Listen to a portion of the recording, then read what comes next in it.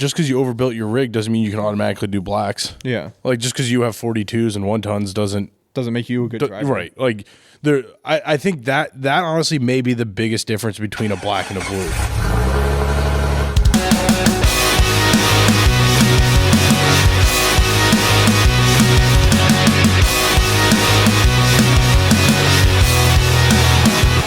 What's up, guys? Welcome back to the Dirt Drive Podcast. It is just me and Tom here today. Tom, say what's up. What's up? Ooh, that was loud. What's up? We just recorded last week's episode with the Northwest Jeepcast. Yep. This week we kind of mentioned in the last 45 episodes. I don't know where we're at with this episode. I have to look. Yeah, somewhere around there. We've talked about trail ratings and numbers and everything, but we've never described or talked about what we actually needed to accomplish those trails. Yep. So we're running through basic trail ratings and the setup that you need to accomplish those trails successfully. Yeah. And full disclaimer, this is a very general discussion, I would say, because we have done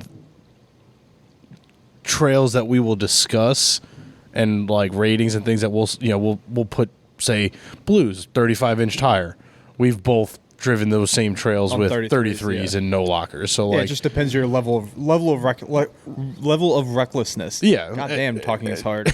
and just I think the general willingness to break things, Fuck up your shit. Yeah. Yeah. I mean, it's a comfort level, right? Yeah.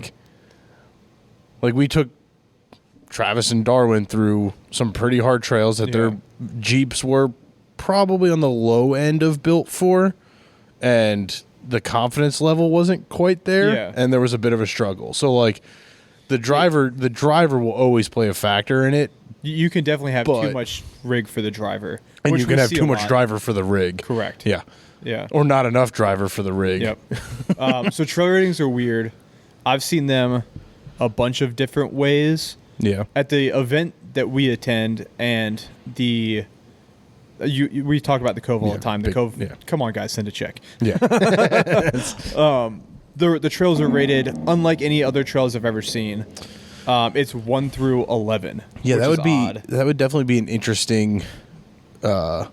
Which isn't. Yeah, it's not typical. Yeah, I'd be curious to know like places that we've never been. Like, what are other trail rating systems? Is everybody using colors? Is everybody kind of adopting the ski slope? I think they're mostly ski slope. Yeah, I think mostly across the country it's green, blue, black, double black, red. My experience with like the public land stuff is like that. Like I think like Onyx Off-Road and All Trails, like some of those apps use those kind of ratings, so that's definitely kind of become the universal. But I wonder if like other parks, like Roush and AOA use colors. Yep. What is it? God damn it! I just thought of it. Now I can't think of it. But yeah, the colors are most. Damn it! Why am I so bad at talking today? Are the most common ones. It probably is the weather. It's probably the fact that I stayed up till 2:00 last night drinking and carrying on at the fire department. Yeah, that doesn't Not help. at the fire department. It was a banquet. It was a fire department party. It was at the fire department though.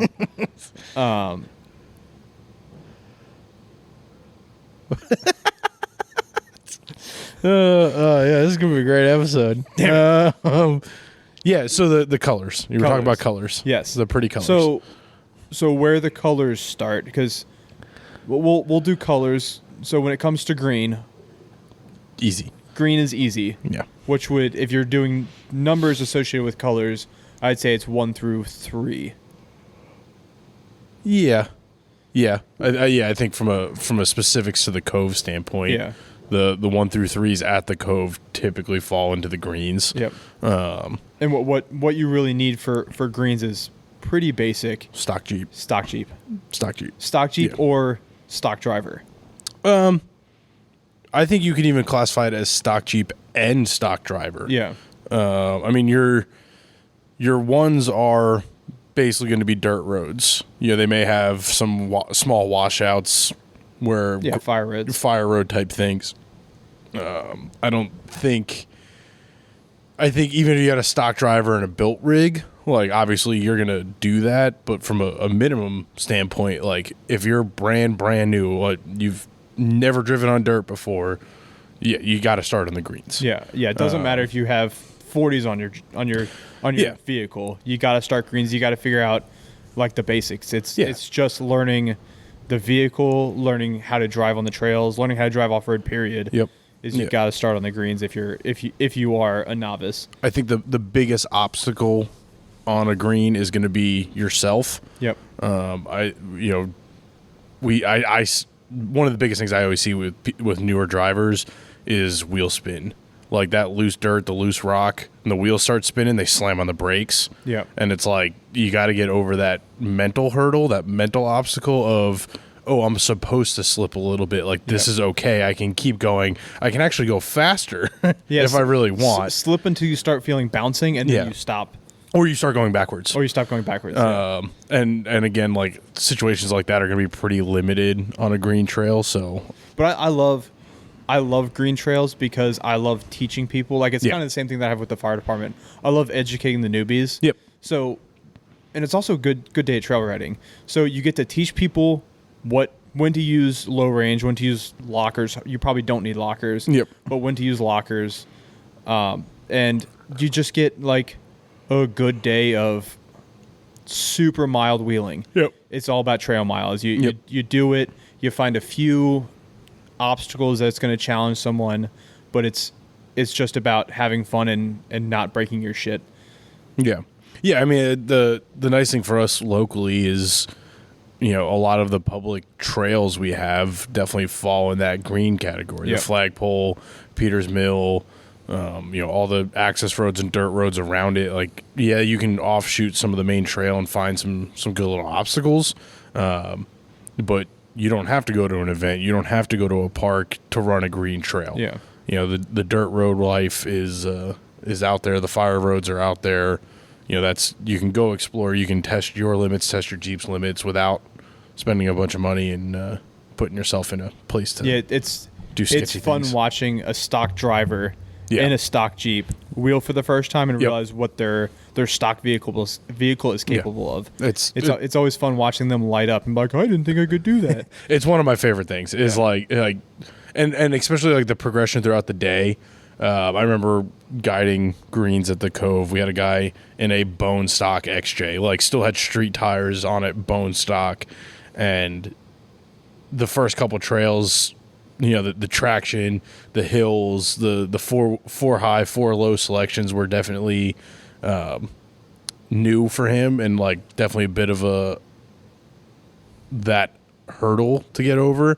But by the end of the day, like we're running some of the high threes or the harder greens. Yeah, like the green blues almost. Yeah, and like he's and like we're sitting there, we're spotting him up some of these really mild obstacles and just going, listen, just back up a little bit and just floor it. And like, he floors it and the wheels are spinning and he's going up the hill and we're all going, keep going. Everybody's cheering and having a great time. Like it's a lot of fun. Like the green trails are definitely the essence of off-roading. Yeah. Yeah. The what's available to you in most parts of the country is like the green stuff. Yep. Moving on to like blues is your stock modified rigs, I think I would call them. Yeah. I call what it is to me is you got a factory JK, which is what you get out of the dealership. Yep. Then your stock JK is 2 inches and 35s. Yeah. So that's your basic. If you see a JK, they look small without any modifications done. When it's a stock JK, it's got 2.5 inches and 35s on it, which is kind of where you start with the blues. The JK, I mean, like with the JL platform, you're getting more than you did out of the JK. So like you could even say a factory JL Rubicon is a stock modified. Like they have the Recon package that comes with 35s now. Like, and the Willys comes with 33s. Well, so is the Rubicon. A regular Rubicon comes 285 7017s. It's 33s. And we were looking at it too when you move into the Bronco. Yeah. The factory tire size is a 31. The next move up is 33. There was a 32. Yeah. It goes up with trim level. I think they're 18, so it's like a 32 and a half. Yeah. But yeah, like you're getting big off-road tires straight off the dealership floor with lockers. Like, you can, as you progress as a driver, you can take your factory dealership vehicle on a lot of blue trails. Yeah, with experience, you can change everything about. With experience as a driver, you can change everything about your experience off-roading. Yes. So that's it's the biggest factor in choosing these trails is your driving ability and confidence level. I think, which builds over time. Right. What I would suggest though for blues, which would be like 4 through 7. If you're going all the way to 11. Yeah, 4 through 6, 4 through 7. Yeah. Is a 33. Yeah. You don't necessarily need a limited slip or a locker. You just have to be an experienced driver. Yeah. Yeah, I think if you kind of take the average weekend guy that does, the Peters Mill trails, the Fire Road trails, that step up, I think 33's locked or 35's open is probably a good way to look at it. If you're 35 and locked, great, but like from a minimum standpoint for the average person, I think that bigger tire helps roll over some of those things where you may want a locker, or you have to be very willing to throttle. Yeah. Both of us ran 33s on a lot of blue trails, and most of our problems were solved. Yeah, our problems were always solved by throttle. Solved by throttle or backing up, turning the wheels, moving 6 inches one way or the other. And more throttle. And you just kind of crawl right over it. Yeah. I think that's a good way to look at it. I think the differentiation between a 4 and a 7 is a lot more than a 1 and a 3. Yes. Yeah, you can get in a lot of trouble. Yeah, I think kind of sticking with the ski route thing, like you get blue squares and then you get like double blue squares, and like I think your 7s are kind of that double blue, blue black, where they start kind of blending into some of the harder stuff. Where if you're 35 open, you're probably going to want to be confident in your right foot, and if you're 33 locked, you're going to want to be confident in your line choice. Yeah. And if you're 35 locked, then you're just having fun. You're probably going to have a pretty good day. Especially if you're confident in your right foot. Yeah. I think blues typically where we stay. Yeah. And I don't think I personally want to go much bigger than blues for like just a regular wheeling trip. Like blues are standard. Like we'll dabble into the black trails, which is fun. Right. I love the black trails because it adds a little complication. But you does wear on you though. It does. Like physically, mentally, and it wears on your rigs. I mean, like the way I always think about it is, if I were to get in a car and drive for 6 hours straight down a highway, after 6 hours, I'm exhausted. Yeah. So yeah, maybe that 6 hours on the highway, I'm covering 400 miles, but 6 hours of off-roading, you're going to cover 10. And you're going to tell me you're only going to cover a mile, and it's all rock trail, and you're just literally beating yourself up. Like, if you have shoulder harnesses, like you're sucked into that seat. It's hard. It's mentally exhausting. Yeah. I mean, it's physically exhausting. When we went out with Freddie and his group a few weeks ago, I wasn't even guiding, but we started at 9:00. We were on the trails at 9, and we did trails all day long. By 3:30. I was done. I put it on the trailer. They kept wheeling, but I was like mentally exhausted. What was I thinking of? The difference between blues and blacks? Yeah, probably. Yeah, I think where it starts to get different is like a lot of the easier blues are going to be kind of like a green trail up to an obstacle. Then the blue part is the obstacle. The blue part, the obstacle, which sometimes they have bypasses, sometimes they don't. Like, there's an easy line, a hard line. It all depends on where you're at. Which being said, if you take the bypass, you did not do the obstacle. Correct. I've heard so many people brag that they did an obstacle, but I'm like, dude, no, you. Yeah. you took it up the side. Yeah. If you went, if you're in a group with your friends and you're the only one that didn't trailer your rig and you want to make sure you can drive it home, you take the bypass, so be it. But like, that doesn't mean you finished that trail. So when it comes to an obstacle, I've got a pretty hard set of guidelines. It's try it once, try it twice. If you don't make it the third time, back up and take the bypass. Because at that point, you're just holding up the day and holding up the group. I think though, where that differs is like when you get into the black trails. Yes. Where you've gone to that hard trail with the intention of, well, I shouldn't say the intention, with the possibility that it takes all day. Yes. That's a little different. I'm talking about like single obstacles. Right. So like if we're going up canyon, try it once one way, try it twice another way, try it a third time, and then take the bypass. To me, canyon's a really good example of kind of that easier blue where you have multiple routes around the hardest line. So like, you can run canyon, but if you don't necessarily take the hard line, like I think on the map too, it's green up until the obstacle where they make it purple, and then it's green above it. Yeah. And it's one of those things where that is the only obstacle on that trail. Like the only reason you go up canyon is to attempt that obstacle. So like, for me, that's not, unless you have a massive group and you're on a timeline and you're trying to go somewhere else. Like that's what you're there for. That's right. You go to that obstacle to attempt that obstacle. And if you want to take 10 attempts at it, go for it. Yeah. Yeah. I think when you move into, cause that's more of like a blue black obstacle. Yeah. I think when you move into the black trails, right, you're there and you're there all day long. It's not try it once, try it twice. It's just get through the trail, whatever it takes. Right. Yeah, and everybody's just got to wait their turn because they know, it might take you an hour. It's going to take them an hour also. Like, there's just no rush. So, how would you describe a black trail? Like, motorcycle helmet size rocks to tire size rocks? Bigger. Motorcycle helmet is not that big. It's pretty big. It's not. The size of your head. That's like twice the size of my head. My head's not that big. Okay. Let's put it in perspective. A hat size is the diameter of your skull, right? Yes. An average hat is 7 inches around. That's a good little rock garden. I would call that a blue trail. See, I would almost put that as a green. When you talk about a stock Jeep having 10 inches of ground clearance at its lowest point at the diff, like you can clear that rock without having to drive over it. Yeah, fair. So when you start talking about rocks that you have to drive over and you have to pick a good line or you get high centered, you're talking 20, 30-inch tires. Yeah. Or 20, 30-inch rocks. That's 3 motorcycle helmets. That's a big rock. That's fair. Right? And even then, like, some of those are small. Like, we pick up motorcycle helmet-sized rocks to stack rocks to get over bigger rocks. Yeah.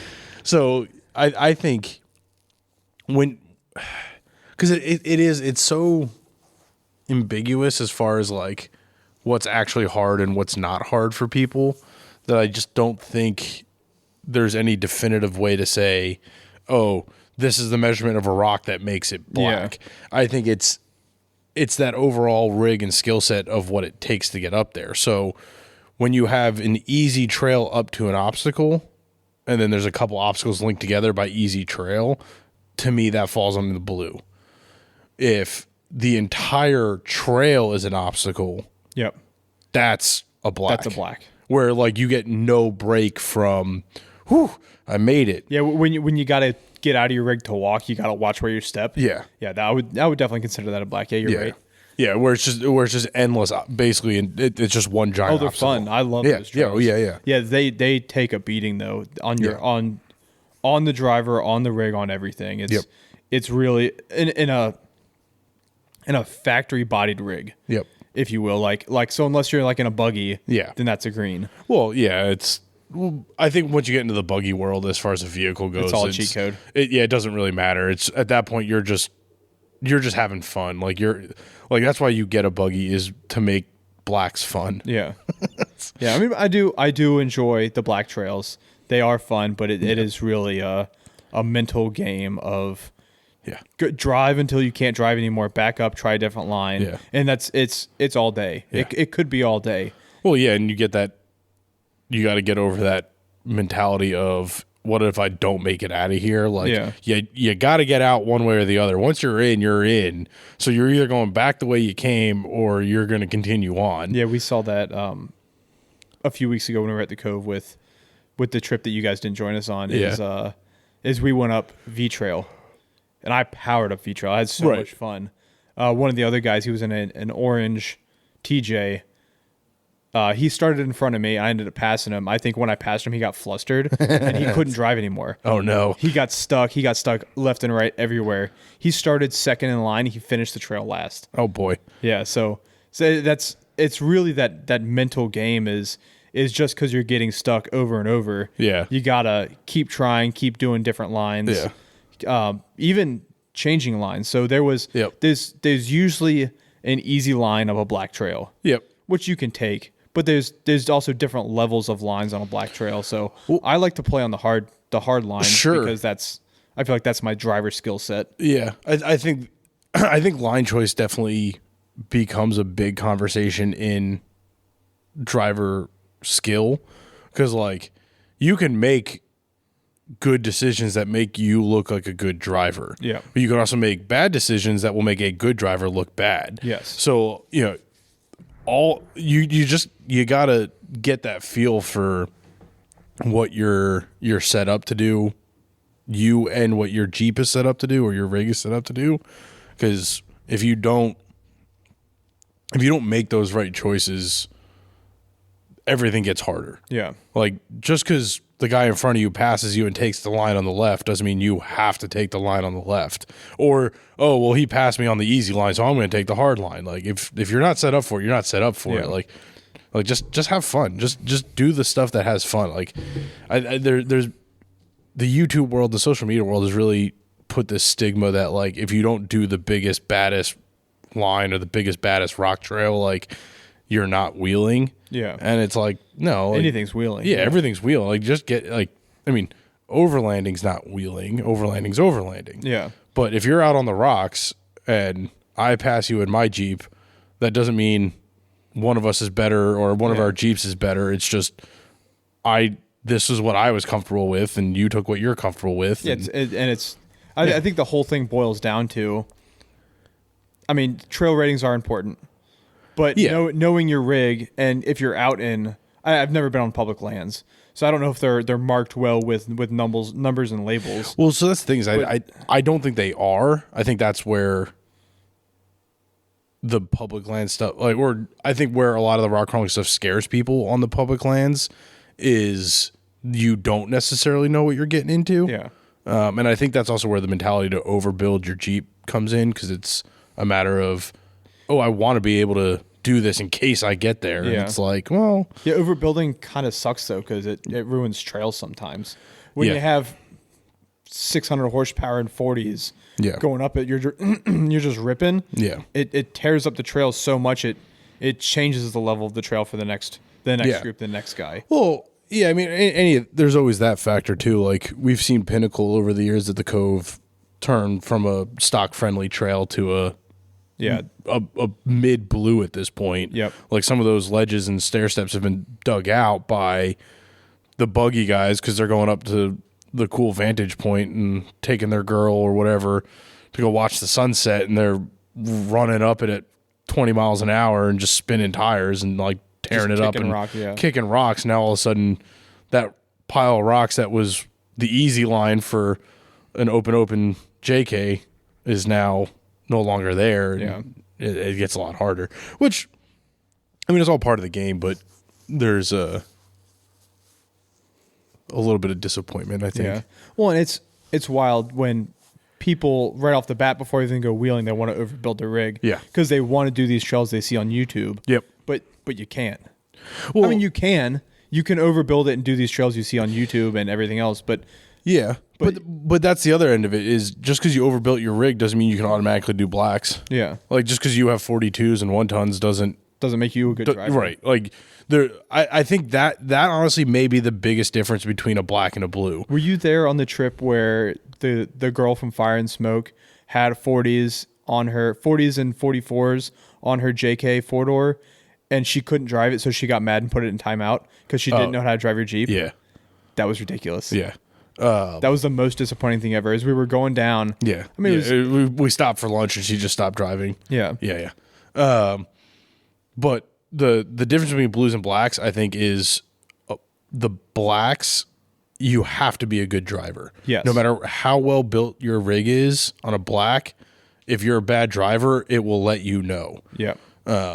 You can have an overbuilt rig on a blue and be a bad driver and probably get away with it. It's the blacks. I think that's probably where, for me, that's where that line gets drawn. Yeah. Is no matter how good your Jeep is, you have to be good enough to, well, and I think to wheel it. The other thing about a black trail is when you look at it, you go, okay, this looks tough, but it's doable. Yeah. I think when you get like moving on to the next level would be double blacks. And you go, is that even a trail? Is that even a trail? Can I do this? Is my rig able to? And you like Yeah. start second guessing yourself, and then you finally make it. Yeah. Like that's Yeah. it's so much fun, but it's so anxiety inducing. Yeah, I mean, because you're not sure if you're gonna make it out. Like on a normal black trail, yeah, I know I'm 33s, I've got a small tire, but I know I'm gonna make it out. I mean, that happened to me at the Cove when we were guiding a group on blues, basically, and we had like a classic F-150 in the group that the fuel pump ended up going out on, and we were trying to figure out how to tow him out because we were like deep in this trail and like, you know, it was mostly Jeeps and Jeeps towing this old truck and trying to get it over some of the rock obstacles we knew we had to get to. So I'm like, let's see if we can find a shortcut out of here. Yikes. I know how this story ends. Yeah. Well, yeah, because you were there. No, I wasn't there for that. Didn't you came and rest? I don't think so. Oh, maybe not. Oh, you know what? You might not even been on this trip. Anyway, so I'm in scrap heap, right? 33's open, like that truck had no business doing half the trails of the Cove that never it did. And I just start kind of coming down the hill, and I'm like looking through the woods and like on this little rock garden going, I think this is a trail. I'm not really sure, but I think this is a trail. And I just kind of kept driving, and I'm like, oh, this is definitely a trail. And I'm looking at these rocks going, fuck, this isn't going to work. And I start like inching my way down. Thankfully, it was downhill, which helped a little bit. And I'm finding bypasses, and I'm taking the bypass around these massive ledges that I know I'm not going to make. And I ran out of rig when I high centered in a bypass. Yikes. And I was like, this isn't good. And the best part was I'd only made it so far that I could still hear the rest of the group like moving like on the other side of the trees. So I just walked in a straight line towards the noise and found the rest of the group. Nice. Trevor was with us because he was the one helping with our recovery. And Trevor's like, oh, that's not good. And I was like, yeah, I think our best bet is just to go all the way up the high road and loop all the way back down. And he's like, oh, great. So we ended up with this massive like recovery and like tow job and everything. But the best part about it was I just left scrap heap high centered in this bypass. It was on nasty. Okay.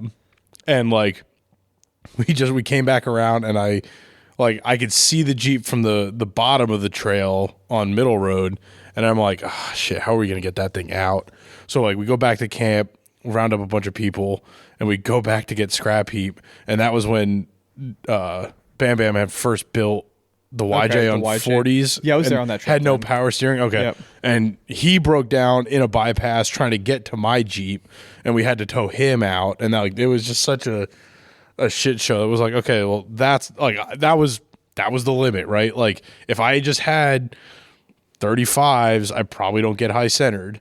If I had a locker, I'd probably get myself off of that rock, you know, whatever it is. There's only been, in my history of wheeling at the Cove, there's only been one time I've turned around on a trail because it was too hard. And I was wheeling with James Thornhill back when he was still had back when he had a 4-liter and 44s on like a 35 or 37. Now he's tonned and LS swapped, and he's got a supercharger. He's a buggy. It's a buggy. Yeah, it's a buggy now. And we were with Ben Houghton. Yep. And the two-door, the Gobi two-door. And it was just us wheeling. I don't know. I can't remember what trip this was. But we went back to main camp, and like some kid in like a 4-wheel drive S10 with 12 inches of lift, and his buddy in an XJ were like, these guys look cool, let's join them. And we hit this trail. I don't know where it was. I think we were looking for V Trail and we turned too early. But it kicked our asses. Yeah. Like I got halfway to the top. The S10 didn't make it past the first obstacle. The XJ didn't make it past the first obstacle. James got stuck and Ben got stuck, and I'm like, all right, this is the limit. I'd like to try it now that I like know how to drive a little better. But that was a fucking pain in the ass trail. That had to be a double black or a red. I don't think I could find it now. Yeah. I mean, I'm with you because like there are definitely times where I got overconfident and like scrap heap couldn't handle it. Yeah. And like now that I have a better built rig, I'm very curious to see as I gain confidence in that Jeep what it can do and like what new trails to attempt. And like I'd love to go back to nasty knowing that scrap heap using bypasses could get all the way up that trail. And I think that's rated as an 8. I can't remember. And it only has a few bypasses. Like a lot of it is not bypassed. So I'd be very curious now with lockers, 35s. Yeah, I'm very much looking forward if I could climb some of those ledges to getting you out like in an actual running capable YJ. Yeah. Tom walked back out in his now that he's locked running capable. Yep. JK 4-door. Yep. He's not a capable driver, but his vehicle is capable. Shots fired. Well, and it's funny because even before we did the front axle, I took it out first on that suspension, and it is. I now understand why you give him crap because there is no reason why he shouldn't have been able to drive that Jeep as easily as it does. And like I know I have a fair bit of experience at this point, so like I definitely feel like I'm in that more capable driver status. But it's not like Tom hasn't been out on most of these trips with us, so it's like, how do you always brake? How do you always get stuck? I think he just gets frustrated. He gets flustered. I think he zones out. I think he stops paying attention to what he's doing and just runs into things. He doesn't have the experience and the opportunity to do that because that's what I do when I'm driving. I drive until I hear a oops, and then I back up and I start driving again. I used to do that, and then I almost killed Trevor. So the windshield, was that the windshield incident? Yeah, the Cherokee Chief. Have we said the wind? I don't know. We had to. I don't think so. That's one of the better, or one of our better big dog stories. What is the windshield incident? I guess Trevor should be here for this. My perspective is pretty good. I don't know if he remembers the whole thing. Probably not. Yeah, I think he thinks he remembers the whole thing. But no, Green Trail, cruising along. Was that going up Pinnacle? No, Lisa's Trail. Okay. Not paying attention. And hit a rock that was a 1/4 inch taller than my diff, and it brought the Jeep from 20 to 0 instantaneously. And being in 1976 with some rusty floors and no lap belts, there may or may not have been lap belts, and whether or not they were being used is and like I at least was holding the steering wheel, and it was like able to brace yourself. And there was enough there between my arms to slow myself down. I was like, oh shit, what the hell was that? And I look over and Trevor's just like in the passenger seat, like, and the windshield was spidered, and like he had literally gone from sitting in the seat to head smacking the windshield back into the seat, all from coming to a stop on a rock.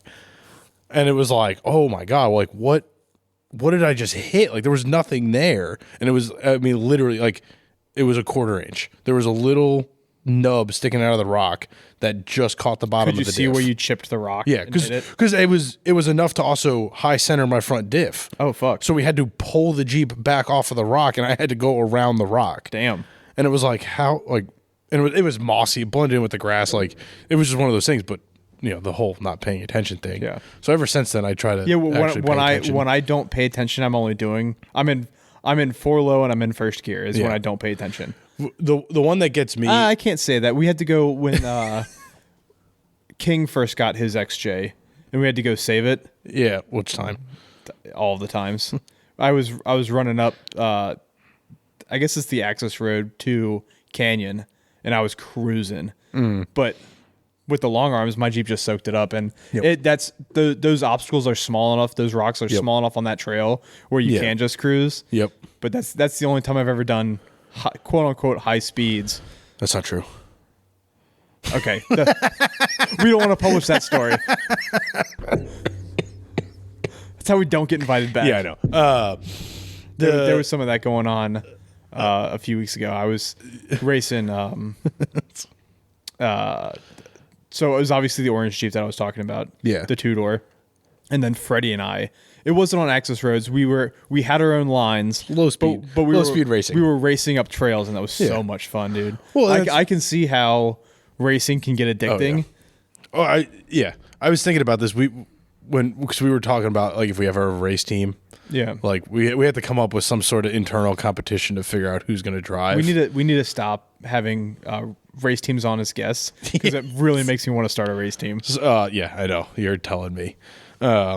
Wait until we actually get to go. Wait till we actually have money to start a race team. Yeah, we were just talking about trying to get to Hammers next year. Like, how the hell are we going to do this? And that's not bringing a car. That's just just the cost of diesel fuel. Just the cost of diesel fuel across the country. But yeah, no. The digression of our podcast is bad today. That's all right. Back to trail ratings. I don't know. It's. But I mean, Double Black is really where we stop. Like I can't say I've ever done a red trail.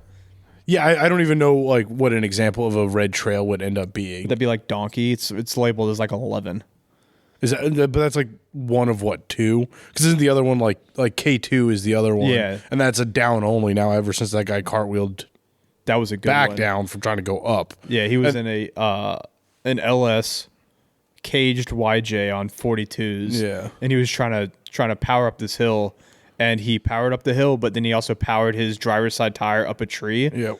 And he rolled back down the entire hill. And we passed him. We were going down middle road, and we're like, what the hell happened to that thing? And then we heard the story later. I'm like, camp, holy shit. When he was in camp with a sledgehammer bending his roll cage back in just so he could keep wheeling the rest of the day. Jesus Christ. It's like that's having some faith in your welds.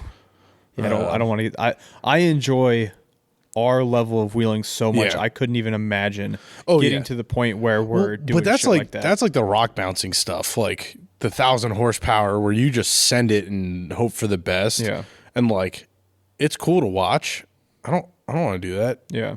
I like the technical side of it. I like the thinking part and the choosing a line and like, oh, that didn't work. What do I do next? On the stuff that doesn't scare you either. Yeah. Like the Blue Blacks is oh shit, that's pretty big, but I know I can make it. Right. Opposed to looking at a hill that has tire marks and then proceeds to have roll marks back down the hill. No, I'm good. I won't. Yeah. I enjoy my life a little too much to try and do that. Yeah, I've never. I mean, like when you look at those rock bouncers, the cages are probably bomb proof. Yeah. So like, I don't think this. But I think the actual safety is necessarily as much of a concern, but it's also like going down the hill as fast as I was going up it just doesn't appeal to me. Unless that's a mile an hour. I think that plays to our personalities, though. Yeah. I think we're both non-adrenaline seekers, but we're like fun seekers. Yeah. Like we don't need to be. I like challenge. We don't need our heart to be racing at 140 beats per minute while we're doing this obstacle because we're just there to have fun. We want to make it home. Yep. Some of these guys though, they love that shit. Oh yeah. They do it for the adrenaline. Yeah. Like I could fall into it. I've never been that way with power sports though. Like I guess I was a little bit growing up as a kid with dirt bikes. Yeah. But that was still more controlled than like true power sport stuff. Like I tried drag racing once in the Camaro. I didn't. Right. It wasn't really for me. like the speed thing to me doesn't necessarily doesn't bring out that adrenaline rush. Like it's fun. Like if you put me in a trophy truck and tell me to go 100 miles an hour through the desert, I'm gonna do it. It's gonna be a lot of fun. Yeah, it's gonna get my heart pumping, and maybe it's just like my comfort level in a vehicle doing things like that. Like if it's built for it, it's relatively easy, right? Yeah. I'm not gonna get in my stock Duramax and run 100 miles an hour through the desert. Like it doesn't even want to do 100 miles an hour on the pavement, but a vehicle that's built to do it is stable, it's fun, and like you understand the physics involved, and that's what makes it fun. It's the unknown that makes it an adrenaline rush. Yeah. And like to me, there's the unknown level of rock crawling is the next step. It's not the risk. Yeah. And that's like why it's fun. Yeah, it's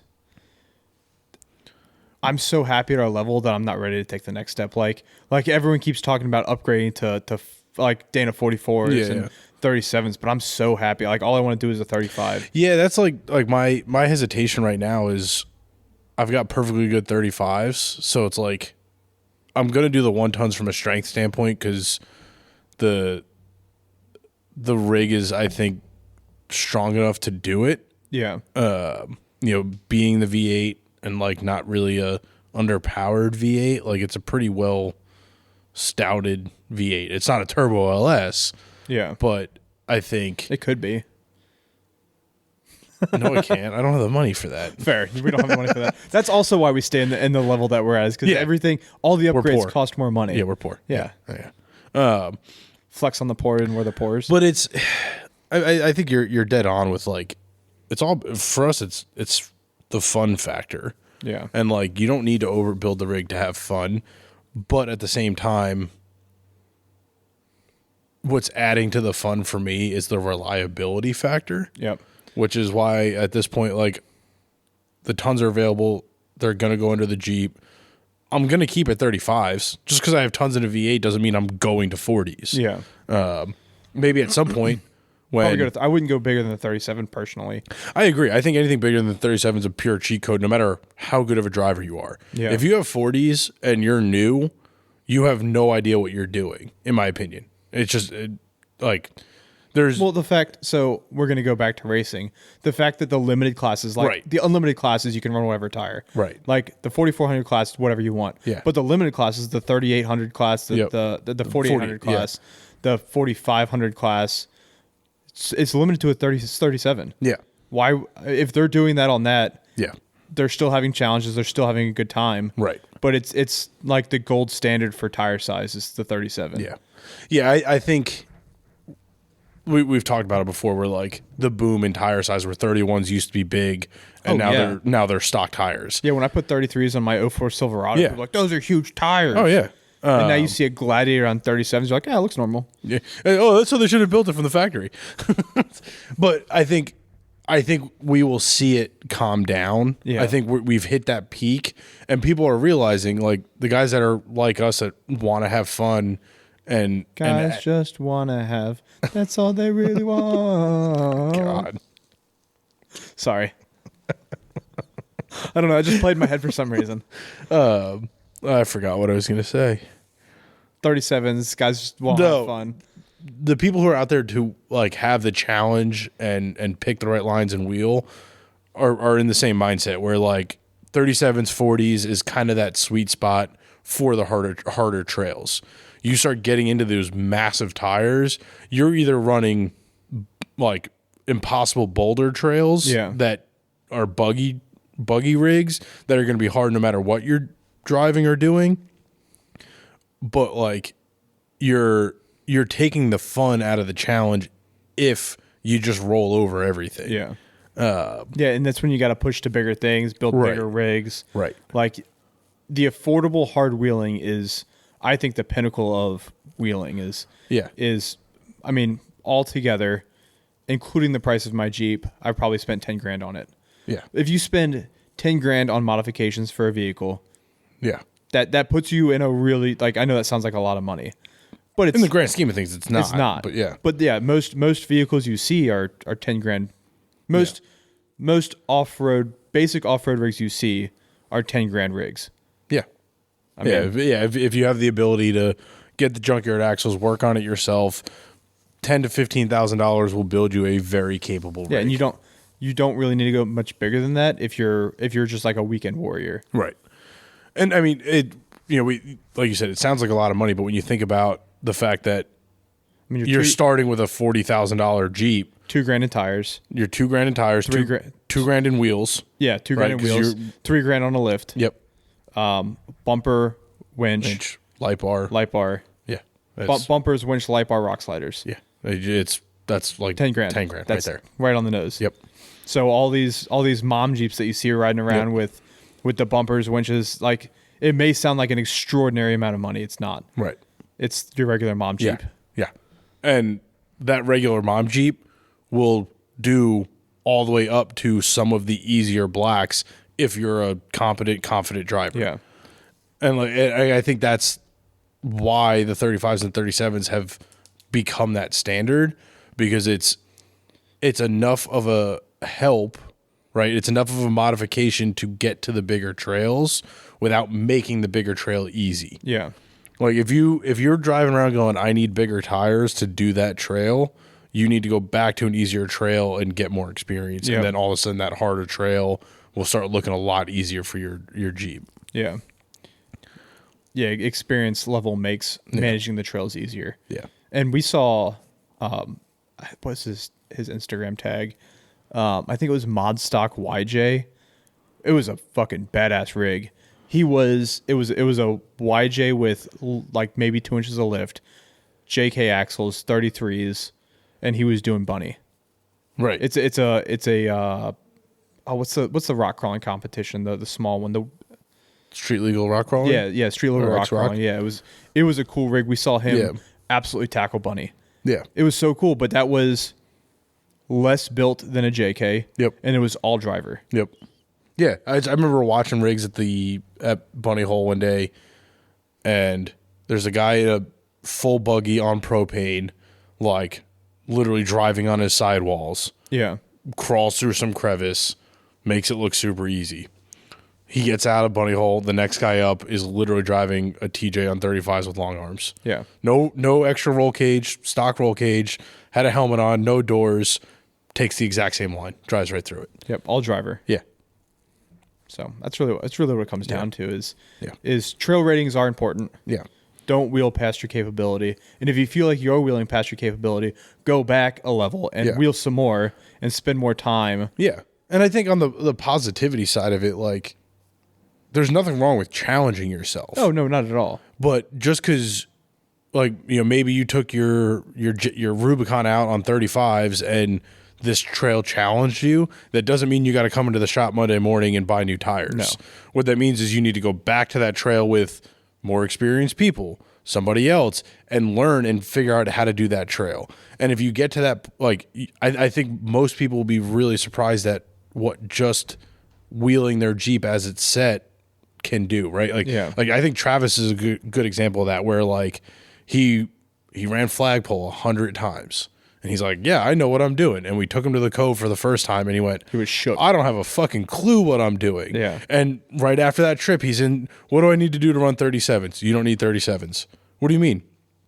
You don't need 37s. You have 35s. You have limited slip. Like, we'll armor, beef it up, make it reliable so you can drive it to and from the trail. Like, you'll be fine. Yeah, be a better driver. Oh, I really want to go 37s. All right, well, if you really want to go 37s, you're going to need to do this, this, this, and this. All right, I'm going to start saving money. Hey, let's go wheeling again. Okay, here's some harder trails than we did last time. You know, I don't think I need 37s anymore. Aha, yeah. And that's on your second trip out. Imagine after you do this 10, 15 times, like, where are you going to be at? You're not going to want to change anything on your Jeep. Yep. And like I just had that conversation with him on Saturday where I was like, it's your Jeep's in a great spot.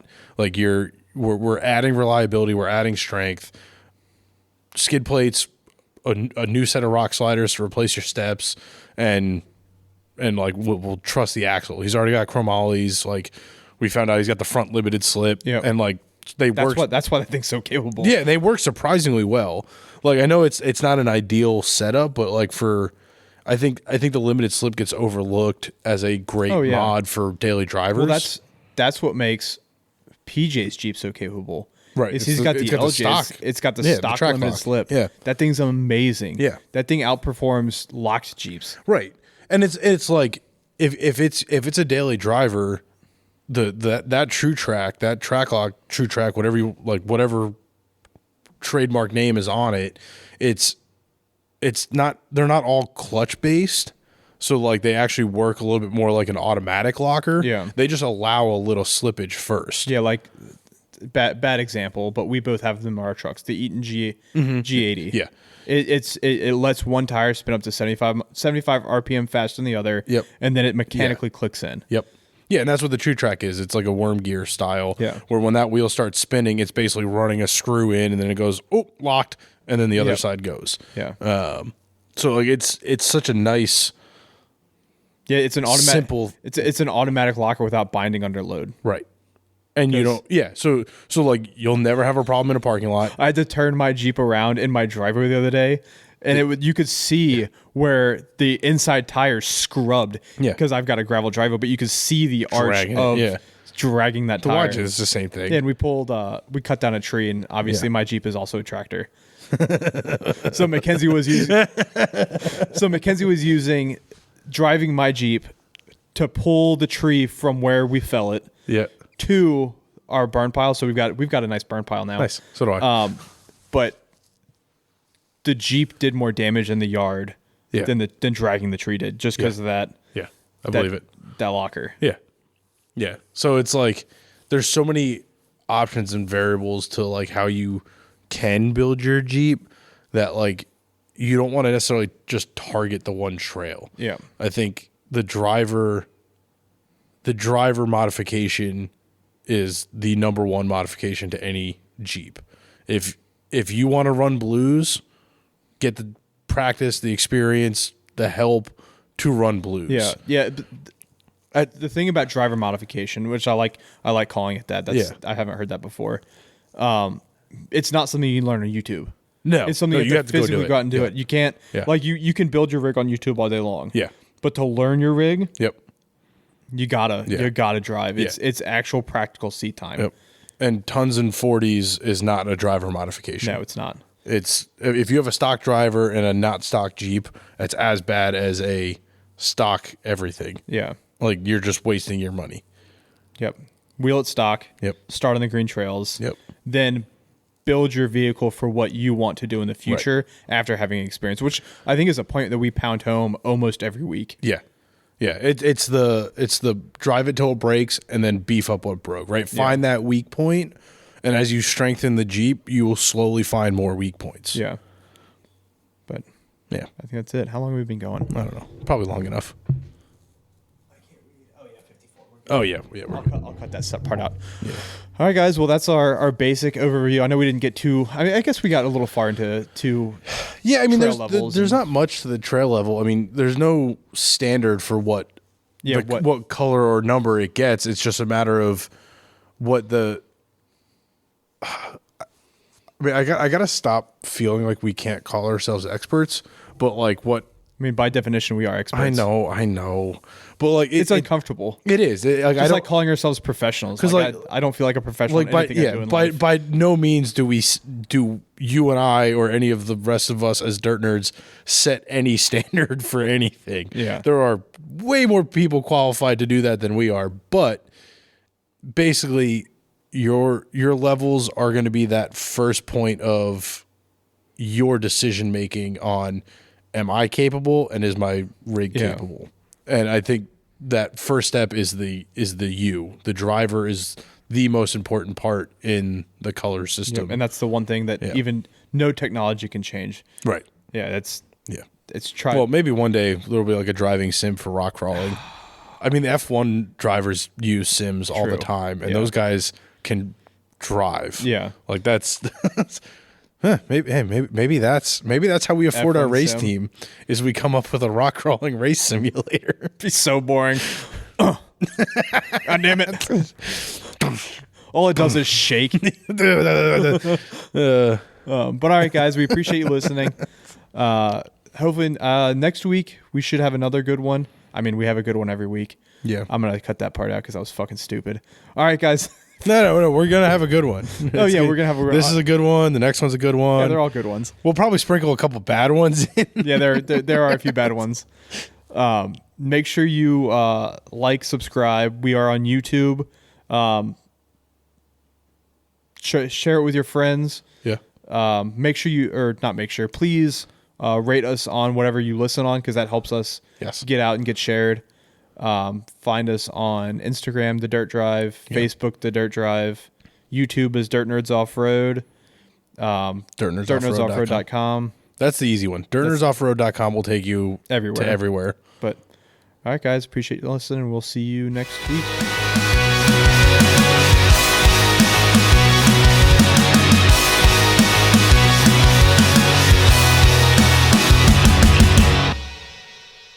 Are you enjoying this podcast? Do you want more ridiculousness from the Dirt Nerds? Check out DirtNerdsOffroad.com. It'll link to all of our social media as well as our YouTube page, and you can pick up some sweet merch to help support the podcast and other adventures.